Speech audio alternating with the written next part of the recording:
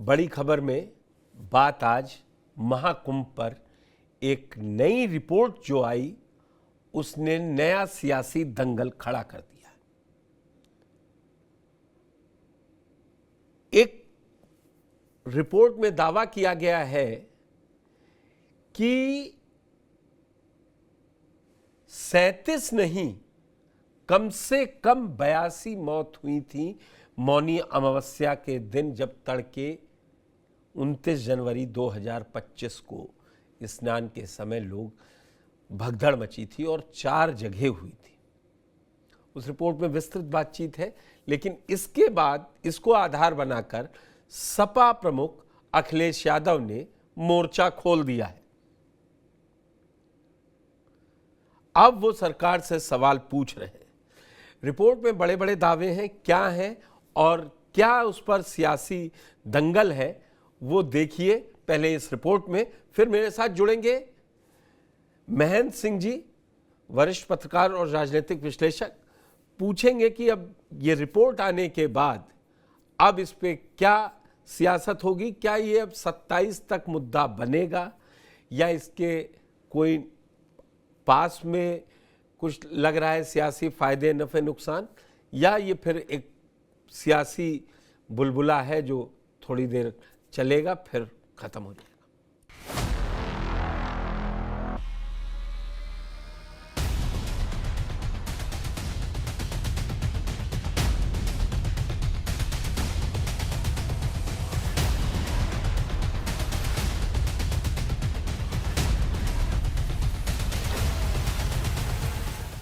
प्रयागराज के महाकुंभ में मौनी अमावस्या पर हुए भगदड़ वाले हादसे पर एक बार फिर नई हलचल होती दिखाई दे रही है और अब अखाड़ा सजा है महाकुंभ में हुई श्रद्धालुओं की मौत के आंकड़ों पर, क्योंकि एक मीडिया रिपोर्ट में दावा किया गया है कि उस हादसे में 37 नहीं बल्कि 82 लोगों की जान गई थी।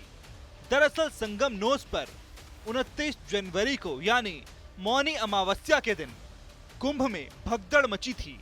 सरकार ने उस भगदड़ में 37 लोगों के मारे जाने की बात मानी थी और पीड़ित परिवारों को सरकार ने 25-25 लाख रुपए का मुआवजा दिया था। लेकिन इस नई रिपोर्ट में दावा किया गया है कि मौनी अमावस्या के दिन महाकुंभ में 4 जगहों पर भगदड़ मची थी, उसमें 82 लोगों की मौत हुई थी। इस रिपोर्ट में महाकुंभ में मारे गए 82 मृतकों को 3 हिस्सों में बांटा गया है। इनमें से पहली कैटेगरी में वो लोग हैं जिन्हें 25-25 लाख रुपए मिले। दूसरी कैटेगरी में 5-5 लाख रुपए कैश में मिलने वाले 26 परिवार हैं, जबकि तीसरी कैटेगरी में 19 मृतकों के ऐसे परिवार हैं जिन्हें कोई आर्थिक सहायता नहीं मिली। और जिन लोगों को 5-5 लाख रुपए कैश दिए गए उनमें 18 उत्तर प्रदेश, 5 बिहार और 2 पश्चिम बंगाल और 1 झारखंड का परिवार है। इस रिपोर्ट को विपक्ष ने हाथों हाथ लपक लिया। सपा मुखिया अखिलेश यादव ने तथ्य बनाम सत्य वाला तंज करते हुए कहा है कि सब देखें और सब सुनें। तथ्य बनाम सत्य, 37 बनाम 82। सब देखें, सुनें, जानें, समझें और साझा करें। सत्य की केवल पड़ताल नहीं, उसका प्रसार भी उतना ही जरूरी होता है। उत्तर प्रदेश में आयोजित कुंभ को लेकर जो आंकड़े 32 मौतों के उत्तर प्रदेश की सरकार ने बताए थे, वो आंकड़े 82 तक पहुंच गए।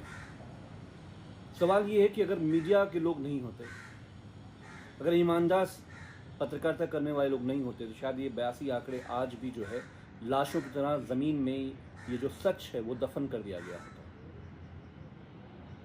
अब उत्तर प्रदेश की सरकार को बताना पड़ेगा, जब आप पूरे देश में 11 साल का जश्न मना रहे हैं कि नरेंद्र मोदी की सरकार में, भारतीय जनता पार्टी की उत्तर प्रदेश की योगी आदित्यनाथ की सरकार में 82 निर्दोष श्रद्धालुओं की मौतों का जिम्मेदार कौन है?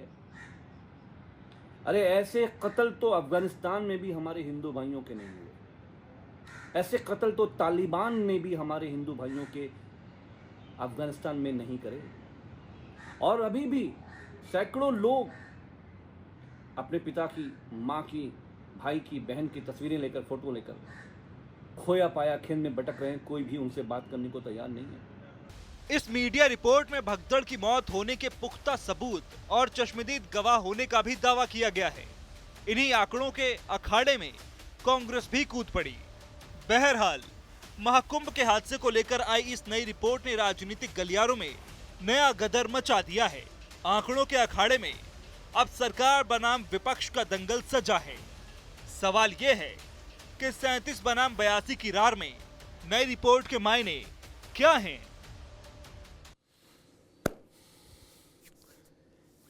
क्या लड़ाई 37 बयान बनाम 82 की है, या लड़ाई सियासी है, या वाकई में मौतें ज्यादा हुई थी, उनको छुपाया गया? वो कौन अधिकारी थे? और जो अखिलेश यादव ने सवाल उठाए हैं एक्सपोस्ट के जरिए, वो भी बड़े सवाल हैं। सुप्रिया श्रीनेत कांग्रेस की हैं, वो भी, उन्होंने भी इसी पर सवाल किए हैं। आज ये मुद्दा बड़ा गर्म है सियासी तौर पर। सीधे जुड़ चुके हैं हमारे साथ महेंद्र सिंह जी।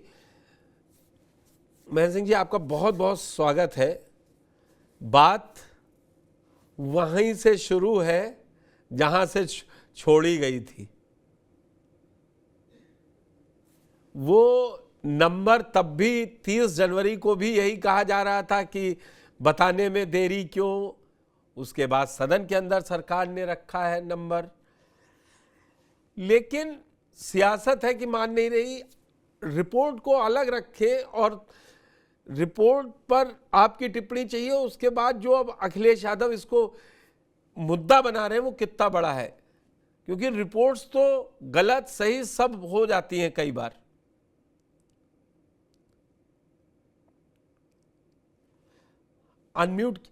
अनम्यूट कर लीजिए, अनम्यूट कर लीजिए, आप अनम्यूट कर लीजिए।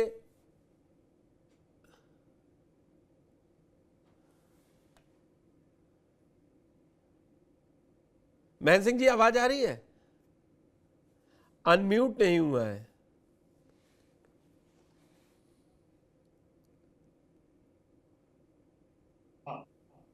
देखिए, जो जहां तक कुंभ में जो त्रासदी हुई थी उसके बारे में सरकार ने अपना स्टैंड पूरी तरीके से विधानसभा में एक तरीके से क्लियर कर दिया है। हाँ, निश्चित रूप से जो राजनीति हो रही है बीबीसी की रिपोर्ट पे, वो राजनीति विपक्षी दल उनसे ऐसा मतलब ऐसी उम्मीद थी कि वो जो है इसको लेके योगी सरकार को घेरने की कोशिश करेंगे। लेकिन जहां तक रिपोर्ट की बात है, जहां तक बीबीसी के बारे में जो बातचीत है, कई बार बीबीसी के ऊपर सवाल उठे हैं। और बीबीसी, अगर हमें याद हो कि 2023 में एक बीबीसी की रिपोर्ट प्रधानमंत्री मोदी के ऊपर भी आई, इंडिया द मोदी क्वेश्चन, और किस तरीके से उस रिपोर्ट पे अंत में सरकार को उस पे बैन लगाना पड़ा उस डॉक्यूमेंट्री पे। तो बीबीसी का एक कॉलोनियल माइंडसेट है, एक आप कहें कि एक बायस है भारत को लेके। तो मैं ये नहीं कह रहा हूं कि एकदम से मैं इस रिपोर्ट को खारिज नहीं कर रहा हूं, लेकिन हमें ये बात भी, बीबीसी का जो इतिहास रहा है, बीबीसी के बारे में जो तमाम बातें रही हैं, कि वो एक वैचारिक एक प्रतिबद्धता बीबीसी में दिखाई देती है, जो कहीं न कहीं जो आज की सरकार है, चाहे वो केंद्र में सरकार हो, चाहे उत्तर प्रदेश में सरकार हो, उनकी विचारधारा से वो क्लैश करती है, वो उससे मेल नहीं खाती है। तो मुझे लगता है कि ऐसे समय में ये रिपोर्ट एक प्रश्न जरूर उठाती है और खड़ा करती है। लेकिन अगर एक नागरिक की तरह मैं मानता हूं कि उत्तर प्रदेश सरकार ने विधानसभा में अपना बयान दिया हुआ है, मुख्यमंत्री योगी आदित्यनाथ ने, और हमें उस बयान को जब तक कोई एक नए साक्ष्य प्रस्तुत ना किए जाए, तो उस पे हमें विश्वास करना चाहिए, उस पे हमें कायम रहना चाहिए। हाँ, राजनीति का जहां तक आपका दूसरा प्रश्न है, मुझे लगता है कि विपक्ष को राजनीति निश्चित रूप से करनी चाहिए। उसको एक मौका दिया है बीबीसी की इस रिपोर्ट ने, जो है उत्तर प्रदेश की सरकार को घेरने का। अब अभी तक जो है मुझे नहीं लगता है कि सरकार इस मीडिया रिपोर्ट पे कोई प्रतिक्रिया देगी या उसको प्रतिक्रिया देनी चाहिए, क्योंकि तमाम ऐसी मीडिया रिपोर्ट्स आई हैं जो बाद में जिसको खारिज किया गया है, और जो सत्य से परे नजर आएंगे। तो ऐसे में राजनीति होना मुझे नहीं लगता है कि इसमें कोई शंका की बात है।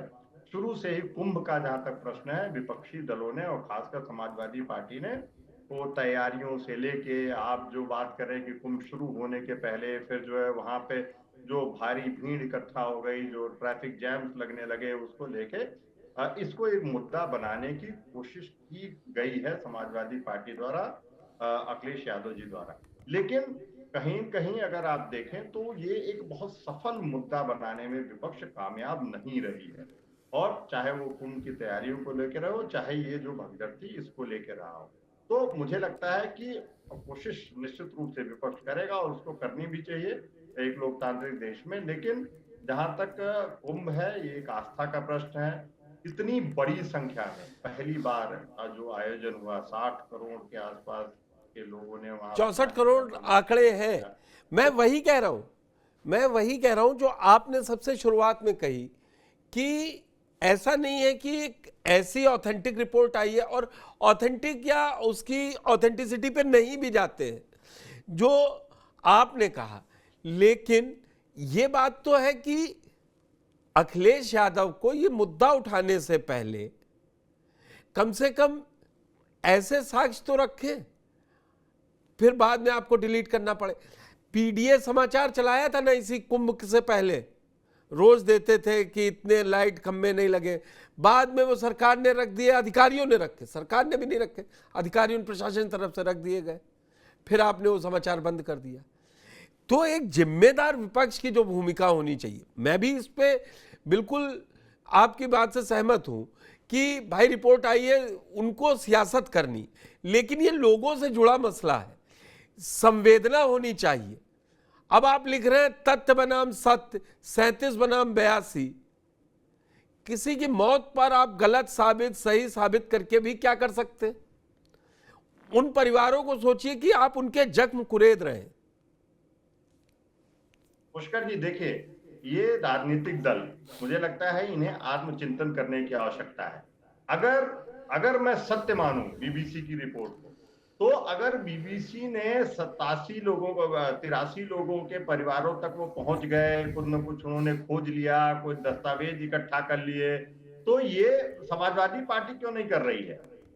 आप जो है क्यों नहीं उन तथ्यों को, अगर आप मानते हैं कि आप कैडर बेस्ड पार्टी है, आपका बहुत बड़ा जनाधार है, तो ये लोग क्यों नहीं खुल के सामने आए? मैं एक बात अगर हम मान भी लें इस न्यूज रिपोर्ट, तो सिर्फ देखिए आज उत्तर प्रदेश में, जहां तक हम विपक्ष की बात करें, ये उत्तर प्रदेश के लिए त्रासदी है कि विपक्ष भी सोशल मीडिया से ही पूरी अपनी जो है आप कहें कि सरकार की खिलाफत, सरकार की के खिलाफ प्रदर्शन, सब कुछ सोशल मीडिया के द्वारा ये करने की कोशिश हो रही है। कोई ऐसी ईमानदार कोशिश नहीं हो रही है सरकार को घेरने की कि किस प्रकार से जो वास्तविक मुद्दे हैं उनको सामने लाके सरकार को घेरा जाए। और ये बहुत आसान है कि आपके हाथ में एक ऐसी जो है बीबीसी की रिपोर्ट लग गई है जो उत्तर प्रदेश के सरकार के खिलाफ है। तो मुझे लगता है कि ट्वीट करना जो है ये कोई बहुत बड़ी बात नहीं है, बहुत आश्चर्यजनक बात नहीं है। लेकिन अगर इसमें जो है तथ्य हैं, तो इन तथ्य को क्यों नहीं समाजवादी पार्टी या जो बाकी कांग्रेस या बाकी विपक्षी दल इन तथ्यों को परखते हैं और तब जो है इन लोगों को सामने लाते हैं और तब जो है ये बात करते हैं। तो कहीं न कहीं मुझे लगता है कि कई बार बीबीसी के तमाम ऐसे प्रश्न हैं। बीबीसी की अगर हम बात करें, चाहे इराक वॉर को लेके बात करें, जिस तरीके से जो ब्रिटेन का उस समय स्टैंड था वेपन्स ऑफ मास डिस्ट्रक्शन को लेके, तो बीबीसी ने जिस तरीके से वो समर्थन किया, तो कई बार प्रश्न उठते हैं। इसी तरीके से 2024 चुनाव के पहले, जैसा मैंने पहले कहा, 2023 में प्रधानमंत्री मोदी के जो गुजरात दंगों से संबंधित एक उनके खिलाफ डॉक्यूमेंट्री लाने की कोशिश की गई कि इंडिया द मोदी क्वेश्चन। तो इस तरीके से बीबीसी का इतिहास रहा है कि एक पश्चिमी प्रो वेस्टर्न माइंडसेट रहा है। नहीं, प्रो वेस्टर्न माइंडसेट रहे आप 30 दिन के 45 दिन के कुंभ में 64 करोड़ अगर वर्ल्ड रिकॉर्ड बना है, कभी ये नंबर छोड़िए, हर बरस या हर कुंभ में जो नंबर होता है एक पूरा जिला बन जाता है। और आप किसी दूसरी विचारधारा से हैं तो आप इसलिए करेंगे, ये रिपोर्ट लाएंगे। सच झूठ, लोकतांत्रिक देश है, कोई कुछ भी कहे, सबको बोलने की आजादी है। मैं ये शो कर रहा हूं, आप अपने विचार रख रहे हैं। कोई ऐसा नहीं है चाइना की तरीके से कि वही पब्लिश होगा जो चाहेगी सरकार, वही न्यूज जाएगी। लेकिन अब आंकड़े आए हैं, मुझे नहीं लगता इस पे ऑथेंटिसिटी सरकार की तरफ से भी तो लेनी चाहिए थी, वहां के प्रशासन से तो ले सकते थे। पूरी देखिए, जो जो एक पत्रकारिता का जो मूल मंत्र है कि आप सभी पक्षों के जानकारी आपको लेनी चाहिए थी। और इस पूरी जितनी रिपोर्ट मैंने पढ़ी हुई है, कहीं पे भी सरकार का पक्ष इसमें दिखाई नहीं दिया है। ये एक तरफा जो है ये रिपोर्ट लगी है। मैं कतई अभी फिलहाल इस रिपोर्ट के में जो पत्रकारिता का तत्व है या उस पर प्रश्न नहीं उठा रहा हूँ, लेकिन जो बीबीसी का एक रवैया रहा है, आप देखिए, बीबीसी फ्री स्पीच की बात करता है, लेकिन वो कई बार देखा गया है कि वो प्रो चाइना रहता है। जिंगजियांग और बाकी जो चाइनीज बिल्कुल एट्रोसिटीज हैं, जो उनके अथॉरिटेरियन रूल के उसमें दिखाता ही नहीं है। नहीं लिया है। कितनी एट्रोसिटीज हैं जो चाइना की रिपोर्ट ही नहीं हुई है भाई, कितनी रिपोर्ट्स है। पैलेस्टीन स्टैंड लिया है। अगर हम इजराइल की बात करें तो हमेशा से बीबीसी इजराइल के खिलाफ रहा है। तो ऐसे में मुझे लगता है कि बहुत सोच समझ के इस रिपोर्ट के बारे में, और मेरा ये कहना है, आप रिपोर्ट कीजिए, आप रिपोर्ट कीजिए, उस पर नहीं है रिपोर्ट सार्वजनिक, यहीं की सरकारें चाह रही हैं तभी तो है, बैन नहीं है। लेकिन सरकार का भी पक्ष पूछ लिया होता। और दूसरी बड़ी बात, कल को अगर आपको हटाना पड़ा रिपोर्ट तो, लेकिन जो अभी कैओस या लोगों के चीजें बैठ गई तब क्या होगा, ये चीजें नहीं समझी जाती है और सियासत होगी। मैं अखिलेश यादव को सही मानता हूं, वो तो रिपोर्ट के आधार पर ही कहेंगे।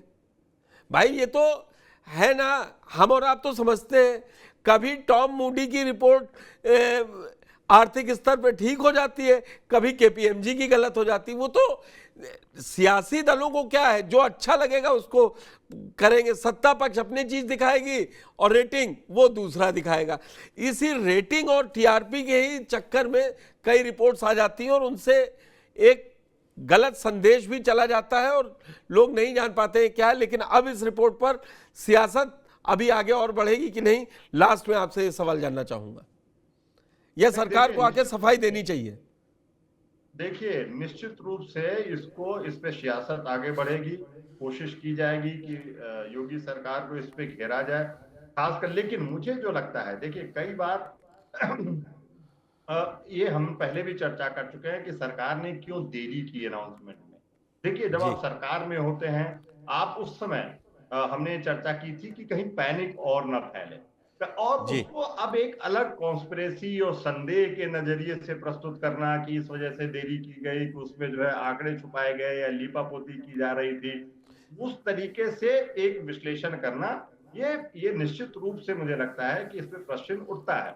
हाँ, जहां तक सियासी बात है, मुझे लगता है कि सियासत होगी, कोशिश विपक्ष करेगा कि योगी, क्योंकि उनके पास अभी आप देखें तो कोई ऐसा मुद्दा नहीं है जिसपे वो योगी सरकार को घेर सके। 8 साल होने के बावजूद कोई भी, आप देखिए, कोई भी बड़ा गंभीर मुद्दा जो है विपक्ष के हाथ नहीं लगा है योगी सरकार को घेरने के लिए। 2024 में जो एक झटका लगा भारतीय जनता पार्टी को, वो जात की राजनीति की वजह से लगा और जो एक अलग नैरेटिव विपक्ष बनाने में सफल रहा। लेकिन जहां तक योगी सरकार के कार्यकाल का प्रश्न है, जहां तक जो है योगी सरकार में के बाकी जो है पहलू हैं, उस पे कहीं पे भी कोई प्रश्न लगाने में विपक्ष सफल नहीं हुआ है।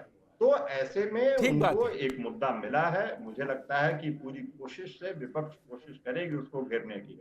और कहीं न कहीं जो सरकार है, सरकार को भी मुझे लगता है कि या सरकार नहीं तो भारतीय जनता पार्टी को अपना पक्ष रखने की आवश्यकता है और इस रिपोर्ट की जांच करने की आवश्यकता है।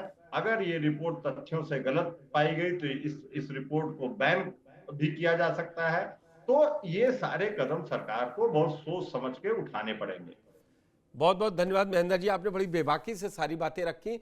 अगर सरकार को इस रिपोर्ट पर बात करनी चाहिए, अपना तथ्य रखना चाहिए और जांच करानी चाहिए और साथ ही उन्होंने कहा कि अगर गलत रिपोर्टिंग हुई है, इसमें भी कोई अगर तनिक भी संदेह है और तथ्यों में गलत को तोड़ मोड़ के पेश किया गया है, तो इस रिपोर्ट को भी बैन किया जाना चाहिए।